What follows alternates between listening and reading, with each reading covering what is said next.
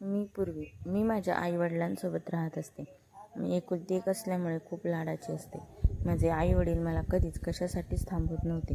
मी कॉलेजमध्ये जात असताना बघते तर काय, माझ्या मैत्रिणी कोणासोबत तरी भांडत असतात. त्या कोणाशी भांडत आहेत हे पाहण्यासाठी मी त्यांच्याकडे गेले, तर त्या आमच्याच वर्गातील काही मुलांसोबत भांडत होत्या. तेव्हा माझी ओळख श्रीसोबत झाली. तो अत्यंत शांत मुलगा होता. आमची ओळख झाली आणि आम्ही वारंवार भेटू लागलो. हळूहळू माझ्या मनात त्याच्याबद्दल प्रेम निर्माण होऊ लागले.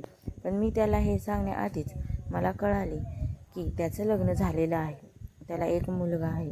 तेव्हा मला खूप वाईट वाटलं. मी 2-3 दिवस कॉलेजला गेले नाही. नंतर मी धाडस करून कॉलेजला गेले.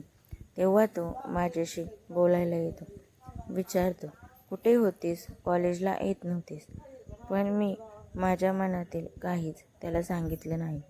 माझी तब्येत बरी नव्हती असं सांगितलं. तू आवडतोस हे न सांगून मी आमच्यातील मैत्री कायम तशीच ठेवली.